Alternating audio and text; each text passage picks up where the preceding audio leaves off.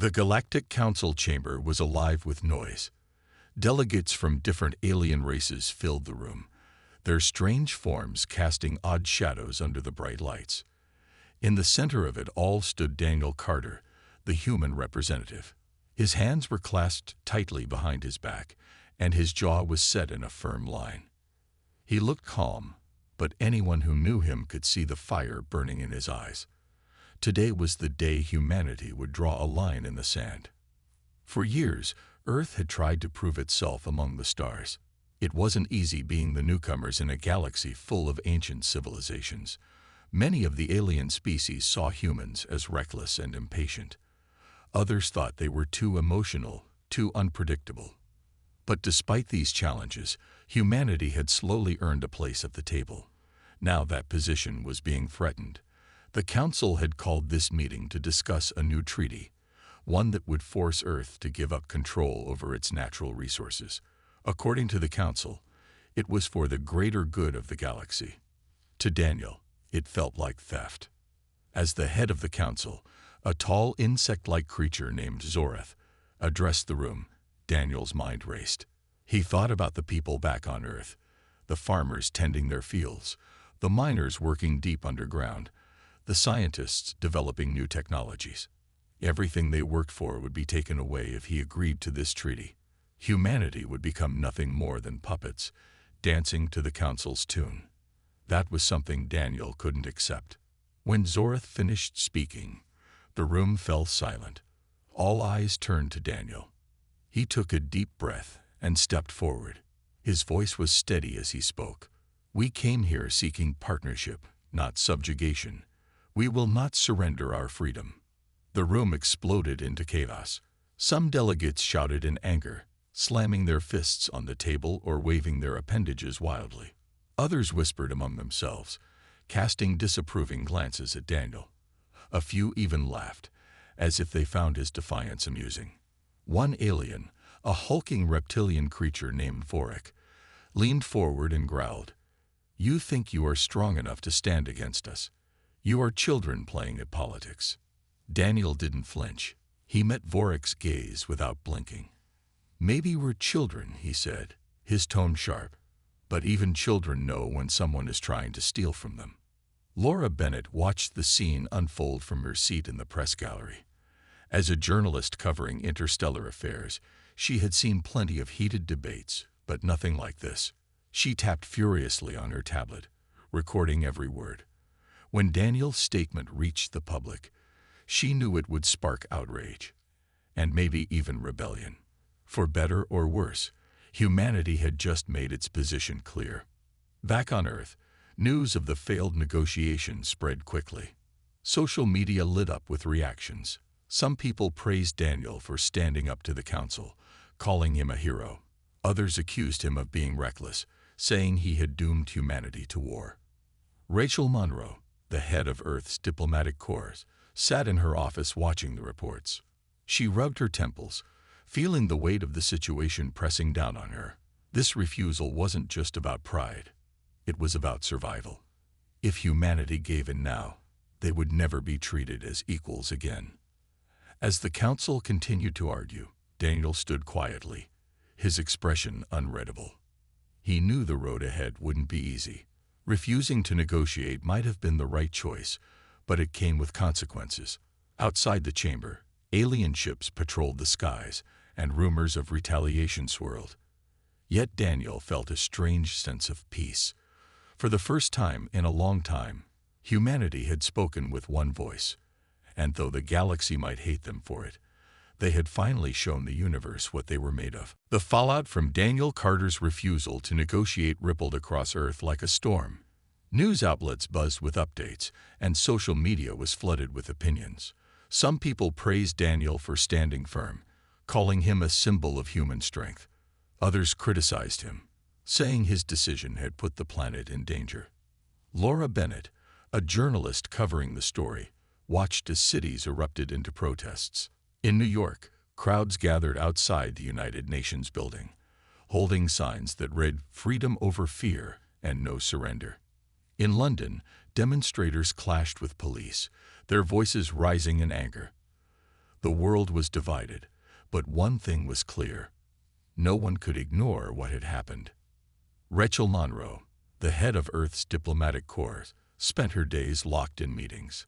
Her office was chaotic, filled with advisors shouting over one another. Everyone had an opinion on what to do next. Some suggested reaching out to sympathetic alien species, hoping to form new alliances. Others wanted to prepare for war, convinced the council would retaliate. Rachel listened carefully, her mind racing. She knew Daniel's refusal had been necessary, but it came at a cost. Humanity was more isolated than ever, and tensions in the galaxy were rising fast. Meanwhile, whispers of rebellion began to spread among certain alien factions.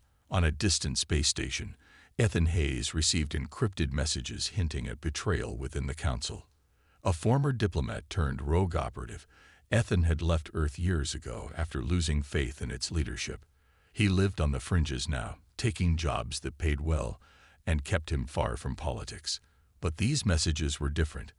They revealed that several council members were secretly planning an invasion of Earth.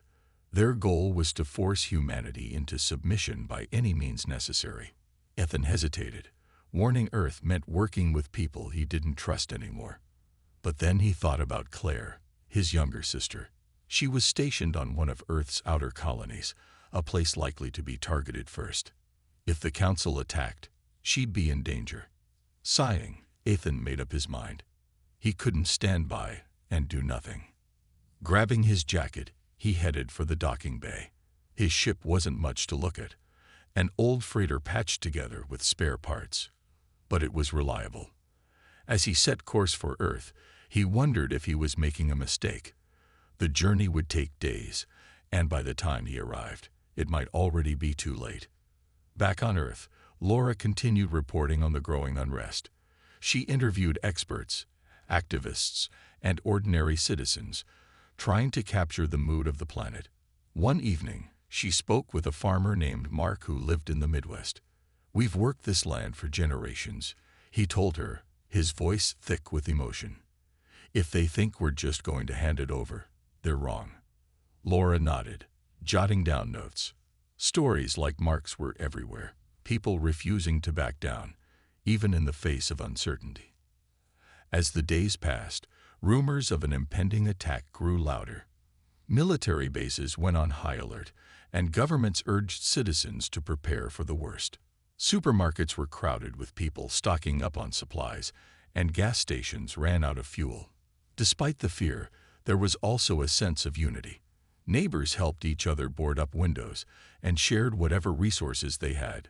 Families gathered around radios, listening for updates. It was as if the entire planet was holding its breath, waiting to see what would happen next. Rachel, meanwhile, worked tirelessly to prevent disaster. She reached out to neutral alien species, hoping to find allies willing to mediate. Some were sympathetic but cautious, unwilling to risk angering the council.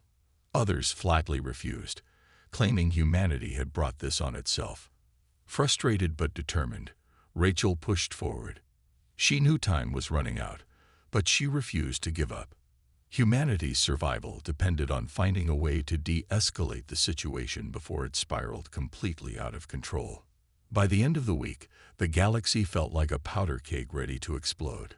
The Council's patience was wearing thin, and alien fleets began moving closer to Earth's borders. On board his ship, Ethan monitored the activity, his hands gripping the controls tightly. He didn't know what awaited him when he reached Earth, but one thing was certain: humanity was about to face its greatest challenge yet, and whether they were ready or not, the fight for their future was just beginning. Ethan Hayes sat in the dimly lit cockpit of his ship, staring at the stream of encrypted messages on the screen. The information was clear. Several council members were planning an invasion of Earth. Their goal was to crush humanity's defiance and force them into submission. Ethan's fingers tapped nervously on the control panel as he thought about what this meant. Earth wasn't ready for a war, not against the advanced alien fleets that now hovered near its borders. If he didn't act quickly, millions could die. The journey back to Earth felt longer than ever. Ethan's mind kept drifting to Claire, his younger sister. She had always been the optimistic one, believing humanity could find a way to coexist with alien species. Now she was stationed on one of the outer colonies, a place likely to be hit first if the Council launched an attack. Ethan clenched his jaw. He couldn't let anything happen to her. But warning Earth also meant working with people he no longer trusted. People like Daniel Carter and Rachel Monroe, who represented a system he'd walked away from years ago. Still, he didn't have a choice. Family came first. When Ethan finally arrived on Earth, the planet felt different. There was an air of tension everywhere he went. Streets that were usually bustling with activity were quieter now, as if people were holding their breath. Soldiers patrolled major cities, and makeshift shelters had been set up in parks and empty lots.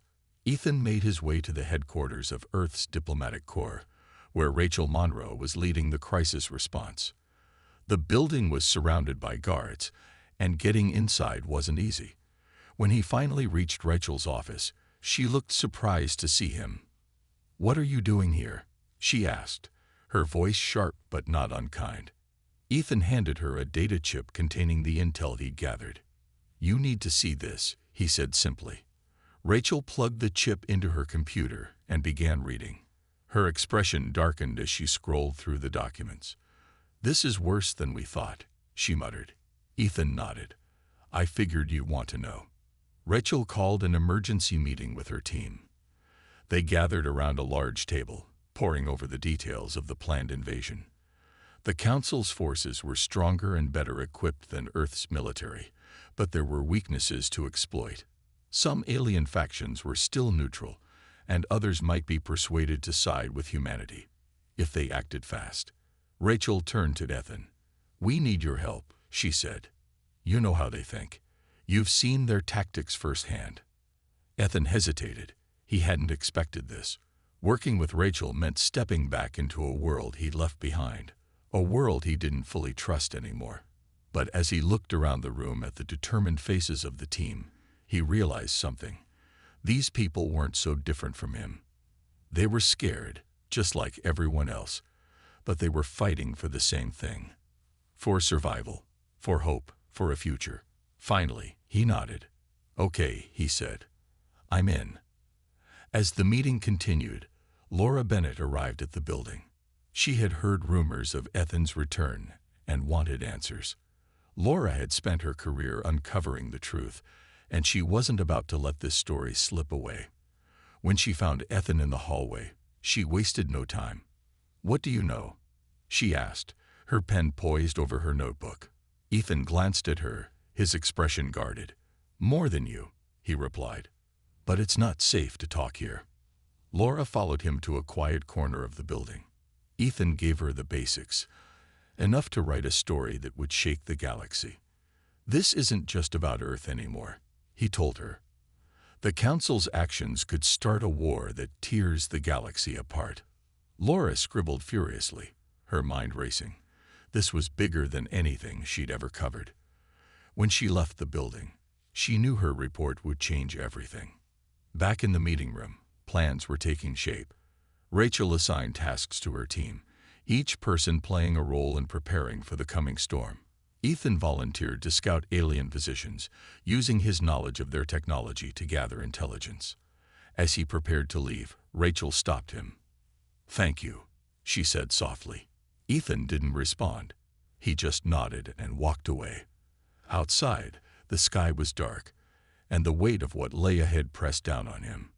Humanity was running out of time, but for the first time in years, Ethan felt like he had a purpose again. The galaxy was falling apart.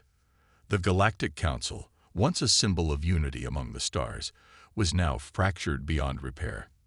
Delegates who had worked together for decades were turning on each other, their voices rising in anger during meetings that quickly devolved into shouting matches.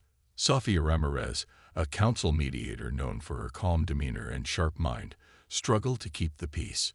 She stood at the center of the chaos, her hands raised as if to shield herself from the storm of accusations flying across the chamber. "This is madness," she said, her voice firm but tinged with desperation. "If we cannot find common ground, we risk destroying everything we've built." But her words fell on deaf ears. Cal Vorn, a militant leader from a warlike species, slammed his fist on the table. His eyes burned with fury as he glared at Sophia. Common ground. He spat. Humans have made it clear they care nothing for cooperation. They refuse our offers, defy our laws, and insult our authority. Force is the only language they understand. Sophia shook her head, trying to stay composed. Violence will only make things worse, she argued. If we attack Earth, we risk alienating other neutral species. Is that what you want? To divide the galaxy further? Kale sneered, dismissing her concerns.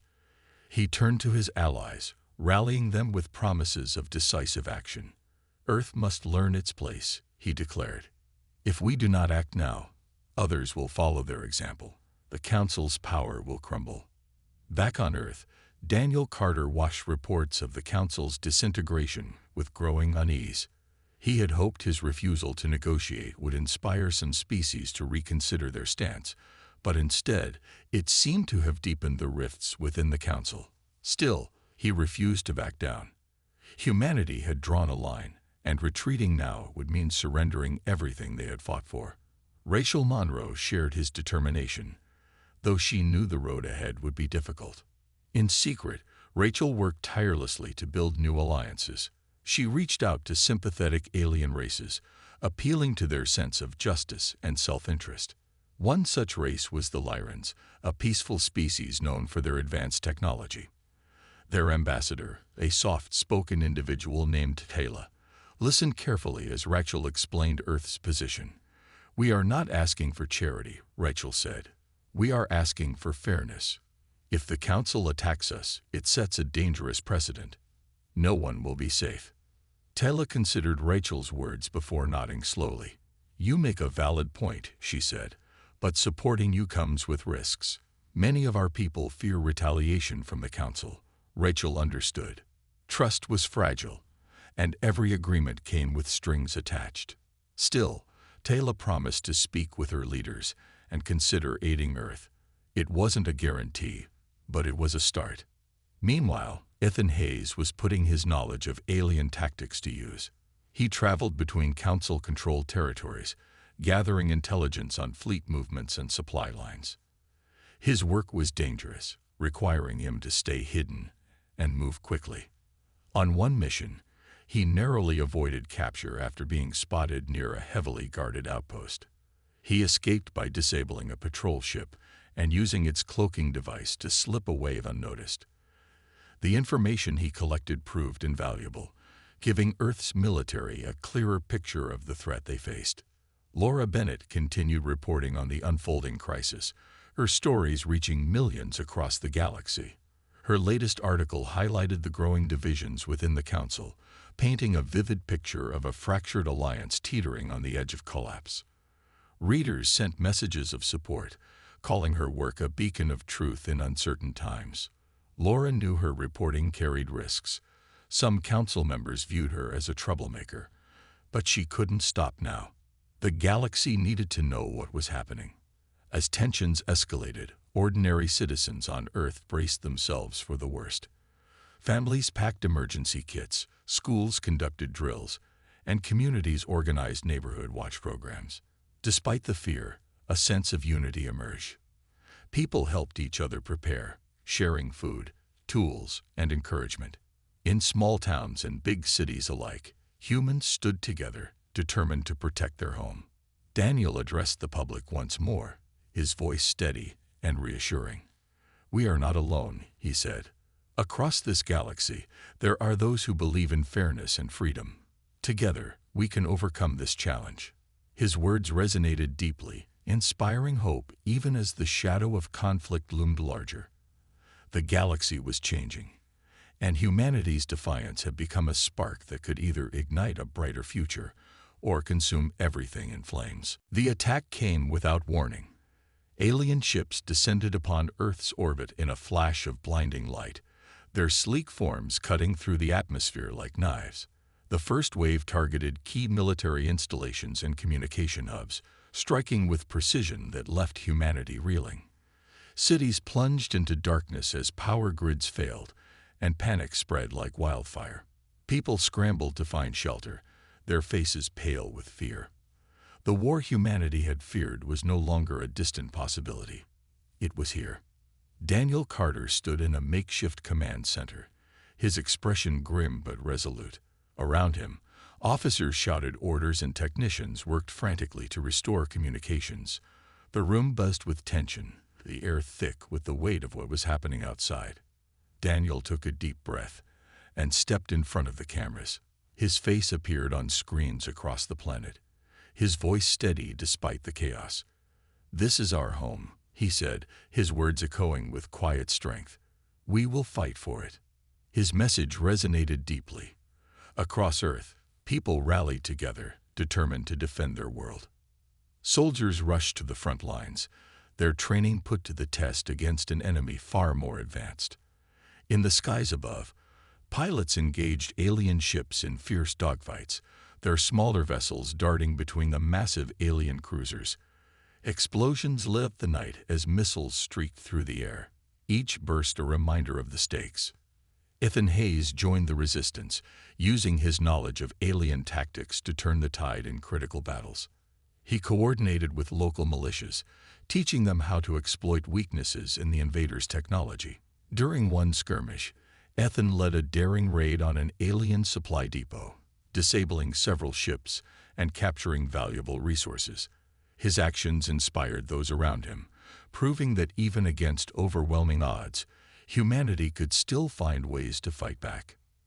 Meanwhile, Dr. Emily Grant worked tirelessly in her lab, racing against time to perfect her prototype energy shield. The device had shown promise during tests, but scaling it up for practical use was a challenge. With the help of her team, Emily managed to deploy a small version of the shield around a vital stronghold. When alien forces attacked the location, they were met with an invisible barrier that deflected their weapons.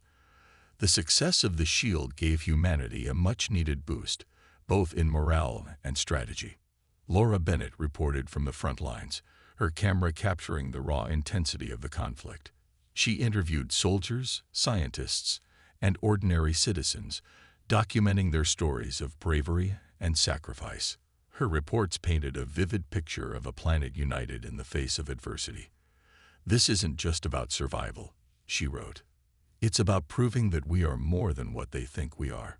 Her words reached millions, inspiring hope even as the battle raged on. Rachel Monroe remained at the heart of the crisis, working to forge alliances with neutral alien species. Her efforts began to pay off as a few factions agreed to provide aid, whether in the form of supplies, intelligence, or even troops. These alliances were fragile, built on trust that could shatter at any moment, but they offered a glimmer of hope. Rachel knew that every ally mattered, no matter how small their contribution. As the days turned into weeks, the war showed no signs of slowing. Humanity was outnumbered and outgunned, but its resolve never wavered. Ordinary people became heroes overnight, risking everything to protect their families and their planet. In the skies, on the ground, and in hidden labs, the fight continued. Though the cost was high, something remarkable emerged from the ashes of destruction. A sense of unity stronger than anyone had imagined. Humanity was battered, bruised, and bleeding, but it was far from broken. The war raged on, but slowly humanity began to find its footing. The alien invaders had expected an easy victory, but Earth's defenders refused to back down. Every defeat was met with determination. Every loss turned into a lesson. In the skies, pilots pushed their ships to the limit, weaving through enemy fire with skill born of desperation. On the ground, soldiers held their positions even as alien forces advanced, their courage unwavering. And behind the scenes, scientists like Dr. Emily Grant worked around the clock, turning breakthroughs into weapons and defenses that gave humanity a fighting chance. Ethan Hayes became a key figure in the resistance. His knowledge of alien tactics proved invaluable, allowing Earth's forces to anticipate attacks and counter them effectively. During one critical battle, Ethan led a team to sabotage an alien command center. The mission was risky, requiring them to sneak past patrols and disable security systems. When they succeeded, it dealt a major blow to the invaders, disrupting their operations for days. Ethan's leadership inspired those around him, showing that even in the darkest moments, there was always a way to fight back. Back at the command center, Daniel Carter remained a steady presence. He addressed the public regularly, his speeches filled with both honesty and hope. "We are not alone in this fight," he said during one broadcast. "Every person who stands firm, every soldier who fights, every scientist who works through the night, they are all proof that we will not be broken." His words resonated deeply, keeping morale high even as the war dragged on. People listened to him, drawing strength from his resolve. Rachel Monroe continued her efforts to build alliances, reaching out to neutral alien species and appealing to their sense of fairness. Her persistence paid off when the Lyrans finally agreed to send aid. Their advanced technology provided Earth with new tools to defend itself, including upgraded shields and faster communication systems. Rachel also brokered deals with other factions, securing supplies and intelligence that proved crucial in planning future battles. Though these alliances were fragile, they gave humanity a much-needed edge. Laura Bennett stayed close to the action, documenting the war for the world to see. She followed soldiers into battle, capturing footage of their bravery and sacrifice. Her reports highlighted stories of ordinary people doing extraordinary things. Farmers turned fighters, teachers organizing supply drives, engineers building weapons from scraps. These stories reminded everyone that the war wasn't just about armies and weapons. It was about people coming together to protect what mattered most. As the weeks passed, the tide began to turn. Humanity's ingenuity and resilience started to wear down the alien forces. Alien fleets, once confident and unstoppable, now faced unexpected challenges. The energy shields developed by Emily Grant became a game-changer, protecting vital locations and giving Earth's forces time to regroup. Pilots learned to exploit weaknesses in alien ship designs, targeting specific areas to disable their weapons or engines. Ground troops adapted quickly, using guerrilla tactics to disrupt supply lines and ambush larger forces. Even Kel Vorn, the militant leader pushing for Earth's destruction, began to feel the pressure. His allies within the Council grew restless as the war dragged on longer than expected. Supplies dwindled, and morale among his troops dropped as they faced stiffer resistance than anticipated. For the first time, cracks appeared in the Council's united front. Some members questioned whether the invasion was worth the cost, while others suggested seeking a diplomatic solution. On Earth, people clung to hope. Despite the destruction and loss, they found ways to support each other. Neighbors shared food and shelter, strangers helped rebuild homes, and communities came together to honor those who had fallen. The war had taken much, but it had also revealed the strength of the human spirit. As the galaxy watched, it became clear that humanity's defiance was more than just stubbornness. It was a refusal to give up on the future. The invaders had underestimated Earth, and now they were paying the price. Though the fight was far from over, one thing was certain: humanity would not go quietly into the night. They were standing tall, ready to face whatever came next. The turning point came unexpectedly. After months of relentless fighting, humanity's resilience began to chip away at the Council's resolve. Alien fleets, once confident and unstoppable, now faced mounting losses. The invaders' supply lines were stretched thin, and their soldiers, weary from constant resistance, began to question the purpose of the war. Back on Earth, Dr. Emily Grant's energy shields had become a symbol of hope. Her technology protected key cities and military bases, giving humanity a crucial advantage. Slowly but surely, the tide was shifting. Sofia Ramirez saw an opportunity. As a mediator within the fractured council, she had spent weeks trying to calm tensions and find common ground. Now, with the war dragging on and divisions deepening, she decided it was time to act. She reached out to Rachel Monroe in secret, proposing a meeting between Earth's leaders and neutral alien factions. "This cannot continue," Sophia said during their encrypted call. If we do not find a way to stop this, the galaxy will tear itself apart. Rachel agreed. She gathered a small team, including Daniel Carter and Ethan Hayes, and traveled to a neutral space station for the summit. The meeting was tense but productive. Neutral species listened carefully as Daniel explained Earth's position, emphasizing the need for mutual respect and cooperation. We are not your enemies, he said. We want peace, but we will not surrender our freedom. His words struck a chord with many delegates who had grown tired of Cal Vorn's aggressive rhetoric. Ethan played a key role in the discussions, sharing his knowledge of alien tactics and exposing the Council's hidden agendas. He revealed how certain members had manipulated others into supporting the invasion, using fear and misinformation to justify their actions. This revelation shocked even some of Earth's critics, turning them into cautious allies. By the end of the summit, a fragile proposal for a ceasefire emerged. It called for an immediate halt to hostilities and the establishment of a new dialogue aimed at finding a lasting solution. Cal Vorn, however, refused to back down. When news of the ceasefire reached him, he lashed out in fury. You think compromise will save you? He snarled during a council meeting. It is weakness. If we stop now, every species will see us as powerless. His anger only deepened the fractures within the council. Several members openly defied him, arguing that continuing the war would lead to disaster. Others remained silent, unwilling to commit either way. For the first time, Cal's influence began to wane. Back on Earth, the ceasefire brought a mix of relief and uncertainty. Cities that had been under constant threat could finally breathe easier. But no one trusted the Council to honor the agreement. Soldiers remained on high alert, ready to defend against any sudden attacks. Laura Bennett covered the ceasefire extensively, interviewing people across the planet about their hopes and fears. It feels like a second chance, said one farmer she spoke with. But I don't think anyone believes it's over yet. Despite the fragility of the situation, there were signs of progress. Neutral alien species began sending aid to Earth, providing food, medicine, and technology to help rebuild.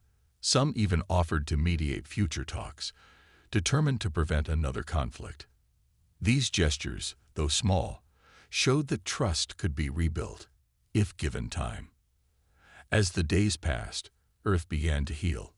Families returned to their homes, schools reopened, and communities worked together to repair the damage.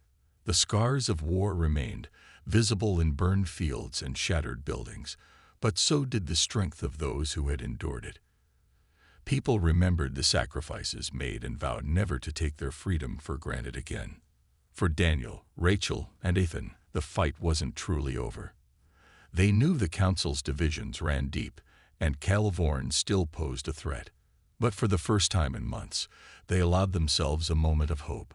Humanity had faced its greatest challenge and survived. Together, they had proven that even in the face of overwhelming odds, unity and determination could light the way forward. The galaxy was still broken, but perhaps, just perhaps, it could be mended. The ceasefire held, but no one dared to celebrate too soon. Humanity knew that peace was fragile, especially when Cal Vorn and his followers still refused to accept the proposal. Despite this, the galaxy began to change. Slowly, the fractures within the Council widened, with more species questioning the wisdom of continuing the war. For Earth, it was a chance to rebuild, not just their cities, but also their place among the stars. Daniel Carter stood before the Galactic Council once more, this time not as an outsider, but as a voice of reason. His words carried the weight of everything humanity had endured. We came here seeking partnership, he said, his tone calm but firm. Not domination, not subjugation, but equality. If we work together, we can build something greater than any of us alone. The chamber was silent for a moment, the gravity of his statement sinking in. Some delegates nodded in agreement, while others exchanged uneasy glances. Cal Vorn sat stiffly, his arms crossed, refusing to acknowledge Daniel's words. But even he couldn't deny the shift in the room. Rachel Monroe worked tirelessly behind the scenes to solidify the newfound alliances. She met with neutral alien factions, drafting agreements that would ensure Earth's sovereignty while fostering cooperation. It wasn't easy. Every negotiation came with compromises, but Rachel approached each meeting with patience and determination. Her efforts paid off when several species agreed to join a new coalition aimed at preventing future conflicts. "This is just the beginning," she told her team after one successful meeting. "We've shown them that we're willing to listen, to adapt. That's how trust is built." Ethan Hayes decided to stay on Earth, finding purpose in helping rebuild what had been lost. He joined a group working to restore damaged colonies, using his skills to repair infrastructure and train local militias.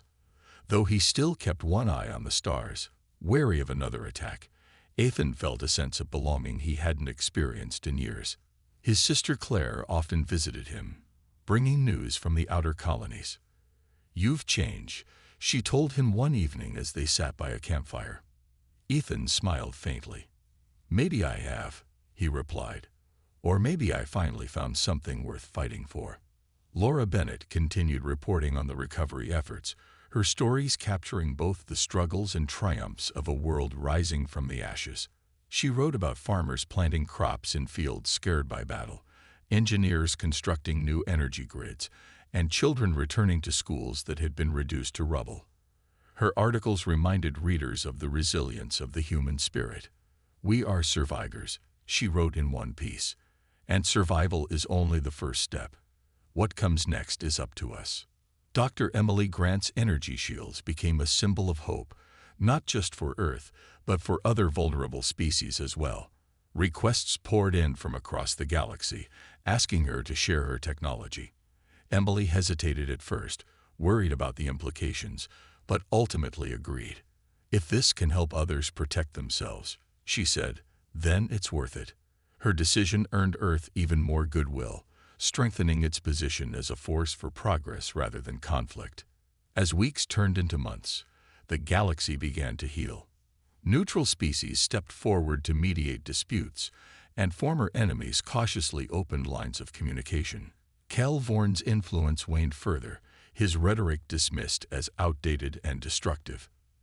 Though tensions lingered, there was a growing sense that the galaxy might yet find a way to coexist. On Earth, the scars of war remained visible, but so did the signs of renewal. Families gathered in parks where shelters once stood. Children played in streets lit by restored power grids, and communities celebrated milestones they thought they'd never see again.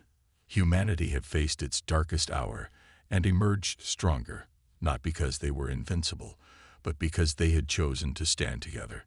Looking toward the stars, Daniel allowed himself a rare moment of optimism. The road ahead would be long, filled with challenges and setbacks. But for the first time, humanity wasn't walking it alone. They had allies, however tentative, and a shared vision of a better future. The galaxy was still imperfect, still fractured, but it was moving forward. And that, Daniel realized, was enough. For now.